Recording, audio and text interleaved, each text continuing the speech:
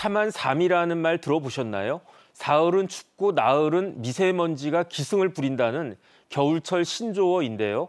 우리나라뿐만 아니죠. 이 무렵 대기질 악화로 매년 고통받는 인도 지역에 대해 이명욱 연세대학교 환경공해연구소 교수님과 말씀 나누어 보도록 하겠습니다. 교수님 안녕하셨습니까? 예, 안녕하십니까? 네. 수도 뉴델리가 위치한 인도의 북부, 그리고 인도와 국경을 맞대고 있는 나라죠. 파키스탄이 말 그대로 살인적인 스모그에 뒤덮여 있는 것 같습니다. 교수님 영상 보시면서 좀 자세하게 설명해 주시면 좋겠습니다. 네. 예, 지금 사진은 인도 시내가 오염물질로 가득 찬 스모그로 뒤덮여 있는 그런 상황들입니다. 네네. 여기는 저 100m 앞도 안 보일 정도로 아주 나쁘고요. 네네. 예. 인도의 지금 저기가 그 상징인 타지마할인데 전혀 안 보이는데요. 예, 예, 네네. 때문에 거의 보이질 않는 상황입니다. 네네.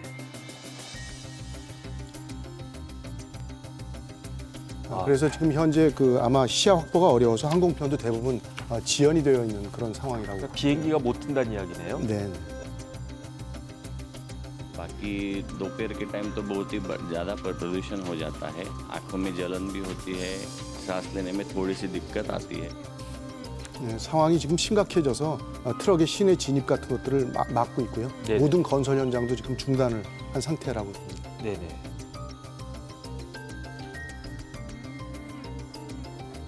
아예 차가 다니지 못하게 하는 모양이군요. 예. 그리고 정부에서는 뉴델리 모든 학교에 대한 휴교령도 내렸고 네네. 수업도 온라인으로 다 지금 전환한 상태입니다. 네네. तो वही प्रॉब्लम है, उसकी वजह से मास्क भी पहन के आने पड़ रहे हैं हमें, तो यही दिक्कत आ रही है, उसकी वजह से स्कूल भी बंद हो गए। 병원에도 역시 이제 기침이나 천식 환자들이 줄을 잇고 있고요. 인도의 대기 수준이 지금 현재는 뭐 거의 가스실에 가까울 정도로 아주 나쁜 그런 상태로 보여집니다. 네. 보기만 해도 제가 가슴이 답답해지는 것 같은 그런 느낌인데, 그런데 인도 북부에서는 비슷한 상황이 매년 반복되고 있다고 그래요. 왜 그렇습니까? 인도의 이제 곡찬 지대인데요. 펀자브나 뭐 하리아나주와 같은 곳들이 대부분 다 이제 우리도 예전에 그랬습니다만 이제 네네. 벼와 같은 것들을 태웁니다. 네. 그러다 보니까 이게 태워지면서 결국 매연이 굉장히 많이 발생이 되는 그런 일들이 우선 첫 번째 벌어지게 되겠고요. 네네. 지금 겨울로 접어들기 때문에 도시가 난방을 대부분 합니다. 그런데 아직까지 연료가 굉장히 저급하기 때문에 네네. 석탄이나 목탄 연료들을 주로 사용하는 그런 문제점들이 생기고 네네. 산업화는 굉장히 또 급속도로 빠르게 진행이 되는 상태이다 보니까 자동차가 급격히 늘어나서 자동차 배기가스가 또 그만 거기에 굉장히 많이 사용이 되어지는데 네네. 통계를 보면 지금 인도에서 사용되는 1년의 경유 사용량이 지금 1천억 리터가 넘는 정도로 굉장한 양들이 지금 현재 사용이 되고 있다고 그러고요. 네. 또 겨울에 빛의 축제라고 그러는 디왈디라는 축제가 이루어지는데 네. 이때 인도 사람들이 굉장히 많은 폭죽을 터뜨린답니다. 근데 이 폭죽은 사실은 먼지나 바리움 등의 화학 물질들을 굉장히 많이 함유하고 있는 성분이다 보니까 네. 이것들이 오염원으로서 일단 작용을 하고 있고, 또 한 가지는 기상 상태가 좀 문제가 많습니다. 그러니까 지금 현재 바람이 굉장히 미약한 상태. 그러다 보니까 오염 물질들이 주변으로 퍼져나가지 못하는 일들이 생기고요. 또 한 가지는 강수량이 굉장히 줄어드는 상황들입니다. 그러다 보니까 오염 물질들은 그 인도 시내 안에, 인도 안에서 거의 머물러 있는 상황들이다 보니까 오염원은 늘고 거기서 기상 상태는 확산시켜주지 못하는 그런 현상들이 벌어져서 현재 굉장히 안 좋은 그런 상황이 인도에서 벌어지고 있다고 보시면 될 것 같습니다. 네. 그럼 뭐 인도 정부에서 대책을 안 세울 수가 없었겠네요. 그래서 듣기로는 좀 전에 교수님 말씀하신 것처럼 펀잡 지역에서 밭을 태우는 것을 엄격하게 금지했다, 이런 이야기도 들렸는데, 그럼에도 불구하고 대기질은 역대 최악으로 치달았다라고 합니다. 그 이유는 또 뭘까요? 우선은 디젤 발전기와 같은 것들의 사용을 이미 금지는 시켰습니다. 네네. 그리고 또 그 디왈리와 같은 그 축제 기간에 폭죽의 사용도 2017년부터 이미 판매나 생산을 못하도록 해놨음에도 불구하고 아직도 굉장히 많이 또 오염을 일으키고 있고요. 또한 화전 역시도 거의 다 지금 금지를 시켜가고 있어서 대략적으로 한 75% 정도까지는 현재 과거에 비해서는 많이 줄였다라고 얘기를 합니다. 네네. 그럼에도 불구하고 이제 기상 현상에 문제가 생기는데, 기상까지. 예. 네. 인도의 이제 지금 현재가 건기입니다. 네. 그러면 굉장히 건조한 상태가 유지되다 보니까 특히 강우가 안 온다는 건 대기로 채워진 오염물질들이 강우에 의해서 무거워져서 이동을 해야 되는데 네네. 이 강우가 없다는 것은 오염물질들이 대기를 채울 수 있는 시기적인 어떤 특성을 갖고 있다는 얘기가 되고요. 또 한 가지는 바람이 굉장히 약합니다. 현재 바람이 안 불다 보니까 오염물질들이 확산이 이루어지지 못해서 주변 지역에 굉장히 오랜 기간 동안 머물 수밖에 없고 여기에 지금 또 습도가 높게 또 작동을 하면 우리가 런던 스모그나 LA 스모그라는 말 들어보셨듯이 습도가 높을 때는 이런 대기오염 물질들이 도망을 못 가고 같이 묶여 있는 현상들을 우리가 스모그 현상이라고 표현합니다. 네네. 그래서 지금 현재 인도에서는 기후변화 현상과 겹쳐서 스모그 현상들이 많이 발생되고 있는 현재의 상태라고 보여집니다. 네네. 그러면 인도 북부 대기질은 수치로 봤을 때 도대체 얼마나 심각한 수준인가요?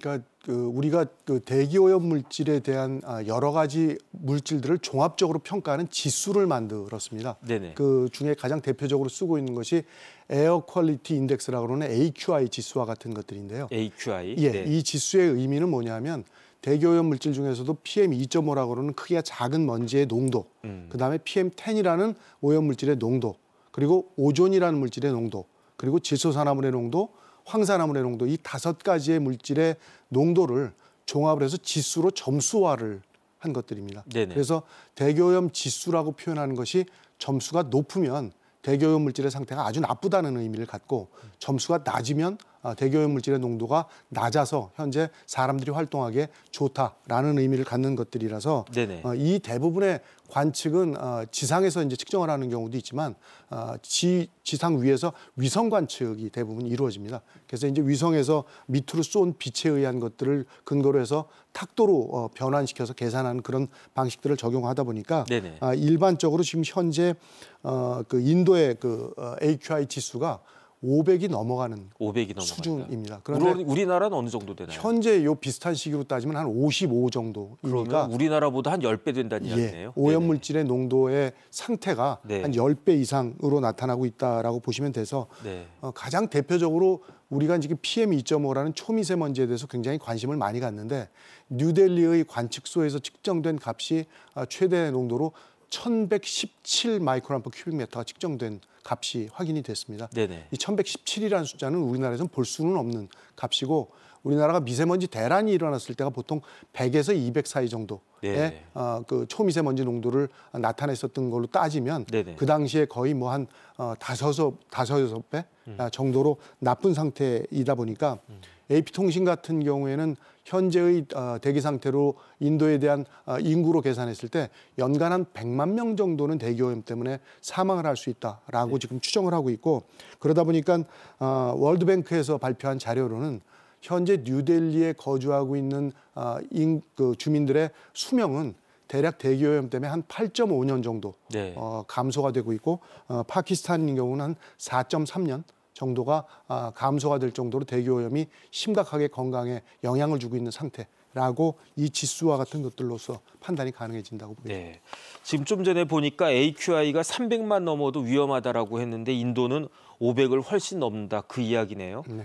어쨌든 대기오염을 침묵의 살인자라고 하지 않습니까? 그런데 우리가 일상적으로 느낄 수 있는 대기오염 피해에는 어떤 것들이 있습니까?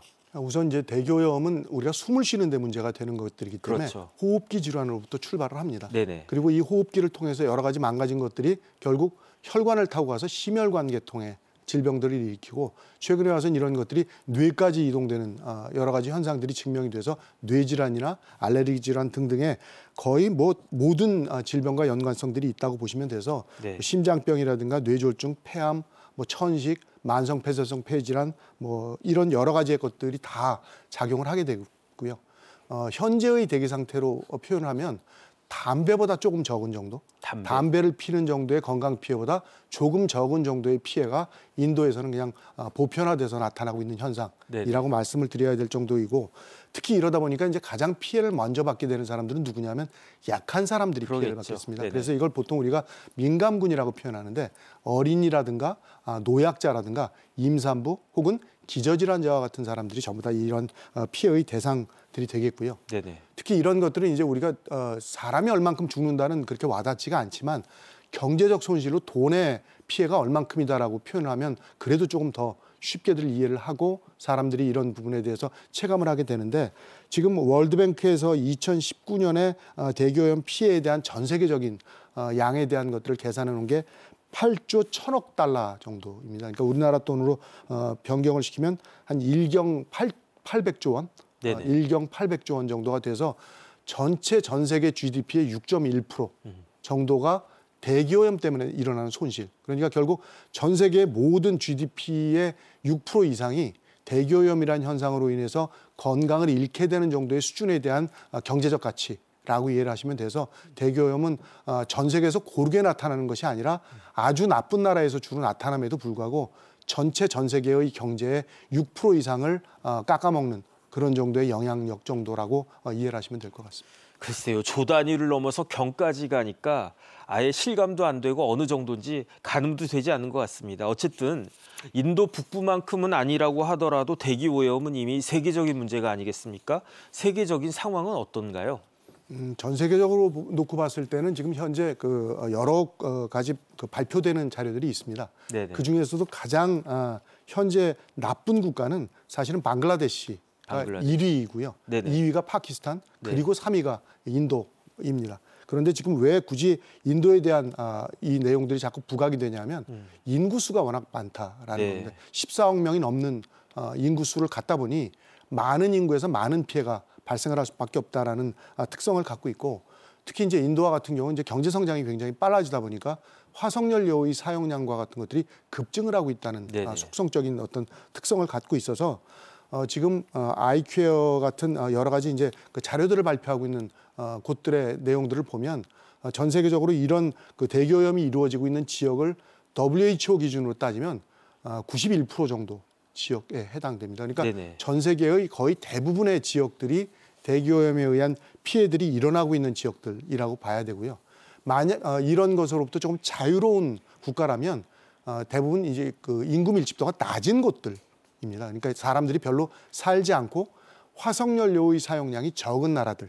그래서 이제 우리가 가장 대표적으로는 뭐 호주나 뉴질랜드와 같은 나라들도 있고 인구 밀집도가 아주 낮은 아이슬란드나 혹은 모리셔스 같이 아주 그 인구가 작은 그런 나라들이 대부분 이 대기오염 물질의 농도가 낮은 것으로 지금 평가가 되어져서 건강 피해를 덜 받을 수 있는 나라. 그러니까 결국 인구 밀집도가 높거나 화석연료의 사용량이 많으면 당연히 대기오염에 의한 건강 피해는 동반되어진다. 라고 봐야 되고 특히나 이렇게 후진적인 경제 형태를 갖고 있는 나라일수록에 더욱더 건강 피해는 커질 수밖에 없는 그런 속성을 갖고 있어서 사실상 뭐 후진 국가라는 의미가 화석연료와 같은 것들, 즉 에너지를 얻게 되는 형태가 굉장히 후진적인 형태를 갖고 있는 나라들이 훨씬 더 피해가 커지게 되는 속성을 갖고 있어서 사실은 연료가 좋은 것을 쓰면 그만큼 대기오염 물질의 발생량은 적어지게 됩니다. 그러니까 거꾸로 가스상 연료를 쓴다, LNG나 LPG와 같은 가스를 쓰게 되면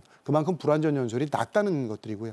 그거보다 나쁜 것이 석유계 연료, 그다음에 석탄계 연료, 목탄계 연료를 쓰면 훨씬 더 불완전 연소율에 의한 대기오염 물질이 많이 발생되는데 이 중에 인도나 파키스탄 등등의 나라들은 현재 대부분 다 석탄계 연료나 목탄계 연료의 의존도가 워낙 높은 나라이다 보니까 불완전 연소율이 그만큼 높고 그로 인한 건강 피해나 대기오염에 의한 문제점들이 훨씬 더 많이 부각되는 그런 속성들을 갖고 있는 나라들이라고 이해하시면 될 것 같습니다.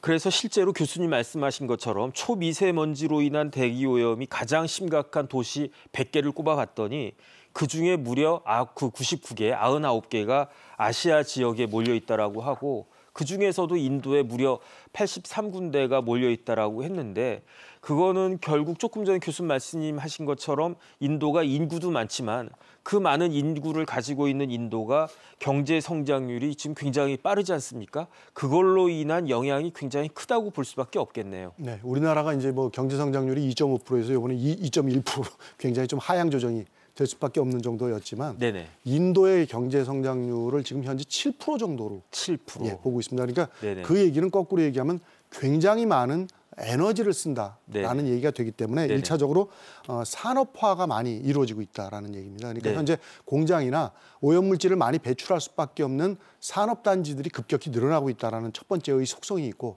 두 번째 이 산업단지가 운영이 되려면 결국 전기 사용량이 늘어나야 된다는 얘기입니다. 네네. 그러다 보니까 결국 전기에 의존을 할 수 있는 형태가 화력 발전에 대부분 다 그 의존도가 높을 수밖에 없고 그거는 석탄에 의한 화력 발전을 하다 보니까 그로 인한 대기오염 물질의 발생량이 급격히 늘어날 수밖에 없다는 것들이고요. 또 한 가지 이렇게 산업화가 급속도로 진행이 된다면 결국 물류 이동에 대한 부분들이 또 뒤따르고 사람들도 역시 많이 움직여야 되기 때문에 자동차의 운행량이 급격히 늘어나는데 그렇죠. 자동차의 상태가 그리 좋은 저공해 자동차가 아닌 대부분 다 내연기관의 형태이고 특히나 요사이 SUV 등등에 대한 것들이 인도에서도 급격히 지금 현재 늘어나고 있는 추세를 갖고 있다 보니까 네네. 대부분은 다 경유 자동차가 늘고 있다라는 디젤을 많이 쓴다는 예. 얘기네요. 네. 그런데 2012년에 우리나라에서 미세먼지 대란이 일어났던 이유도 사실은 2012년에 WHO 산하의 IARC에서 그러니까 디젤 내연기관으로부터 배출되는 배출 물질에 대한 것들을 1급 발암 물질이라고 정의를 승급을 시키면서부터 그게 우리나라도 영향을 많이 받기 때문에 미세먼지 대란이 일어났던 건데 네네. 현재는 인도의 경우에는 대부분의 자동차들이 경유 차량 쪽으로 많이 전환이 되어지고 늘고 있는 현상들이 관측이 되고 있기 때문에 결과적으로 산업의 급격한 증가, 발전에 대한 증가, 그리고 자동차 등에 대한 것들이 증가되면서 대기오염 물질을 발생시키는 오염원들이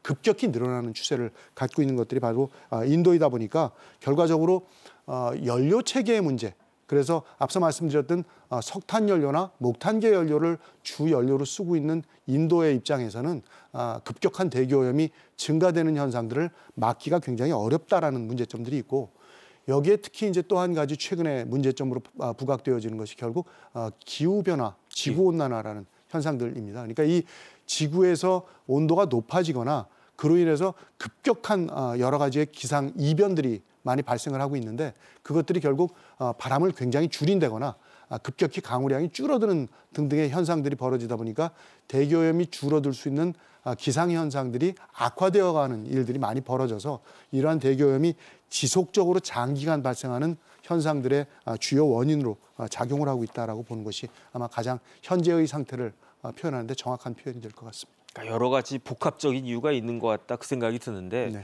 그런데 저는 사실은요 대기 오염하면 어느 도시가 떠오르느냐 북경이 떠오르거든요. 네. 베이징.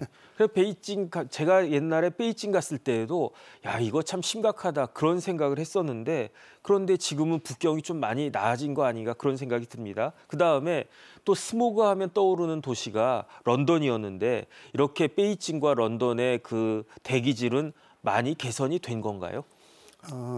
우선은 중국의 경우를 좀 간단히 설명을 드리면 우리나라도 아마 2012년 미세먼지 대란이 일어나고 2017년, 18년 가장 우리나라에서 논란이 됐던 것들이 아마 중국발 스모그란 말을 썼던 것들을 기억을 하실 겁니다. 그러니까 네네. 중국으로부터 넘어오는 오염물질의 양 때문에 굉장히 심각한 문제가 돼서 국가 간 어떤 해결을 해야 될 분쟁까지 논의가 될 정도로 심각했었는데 네. 그 이후 중국도 미세먼지와의 전쟁에 대한 것들을 시진핑 주석이 내걸면서 중국 전역에 대한 미세먼지 정책들이 많이 적용이 되어져 왔습니다.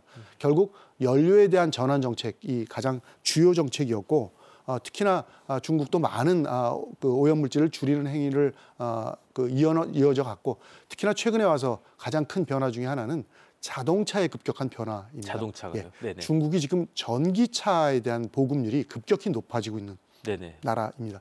특히나 이 전기차가 소형 차량들이 아닌 버스나 트럭에 대한 보급률이 급격히 높아지고 있는 형태이다 보니까 네네. 사실 우리나라도 이 문제를 아직까지 전혀 해결을 못하고 있는 상황임에도 불구하고 중국은 이미 상당 부분에 대한 해결들이 이루어졌고 여기서 이제 악재로 작용을 했던 것들은 오히려 이제 코로나가 완화되면서 네네. 2023년부터 중국의 모든 산업이 다시 정상화되어져 가면서 석탄 수입량이 다시 급격히 늘어났던 그런 문제점들이 좀 발생을 했습니다. 네네. 그래서 최근에 와서 다시 조금 악화되어져 가고 있는 상황이긴 하나 전반적인 형태는 여러 가지 미세먼지에 대한 줄이기 위한 정책들을 국가에서 쓰고 있다 보니까 중국은 사실은 과거보다는 많이 좋아졌다라고 보시면 되겠고요. 따라서 이제 1년 전체로 놓고 보면 우리나라에 미치는 영향은 한 3분의 1 정도로 이제 많이 줄었다. 네네. 과거에는 한 50% 정도까지 우리나라에 넘어오는 양이었다면 이제는 한 3분의 1 정도까지로 줄어들었다라고 다행이네요. 보셔도 될 정도로 네네. 중국이 많이 좀 개선이 되어져 가고 있는 상황이라고 보시면 될 것 같고요. 네네.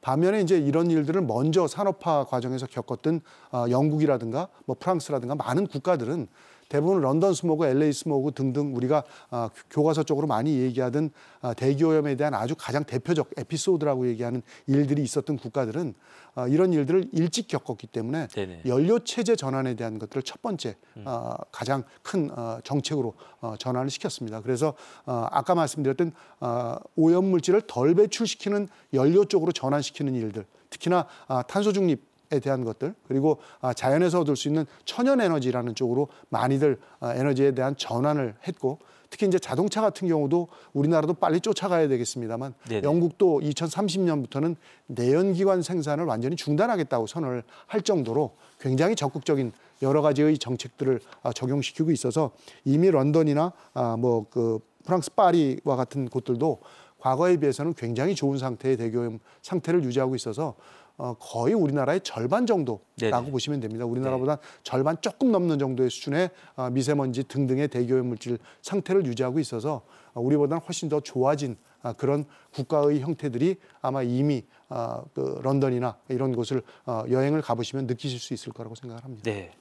그럼 결국 우리나라도 우리가 할 수 있는 부분들을 먼저 개선하는 것이 필요할 것이다 이런 생각이 드는데 그런데 우리나라도 대기질이 좀 나아진 것 같다는 그런 생각은 들어요. 그런데 우리나라는 어떤 노력을 지금 하고 있습니까? 우선 뭐 미세먼지 대란이 제일 우선 첫 번째 큰 문제였고요. 그래서 2019년 2월 15일부터 미세먼지 특별법이라는 것을 시행을 했습니다. 그래서 이미 이제 5년간 우리나라에서 미세먼지 특별법을 통해서 환경부만이 아니라 전 부처가 다 협조해서 각 부처의 미세먼지를 줄이는 행위들에 대한 것들을 지속적으로 현재 진행을 시키고 있어서 1단계가 끝나는 25년 2월 14일 이후에 다시 2단계로 연장을 해서 29년까지 현재 이제 미세먼지에 대한 것들을 관리하는 것으로서 정부에서 1차적으로 정했고요. 네네. 두 번째 2019년부터 시작해서 매 겨울마다 미세먼지 특별 계절관리제라는 것을 진행을 하고 있습니다.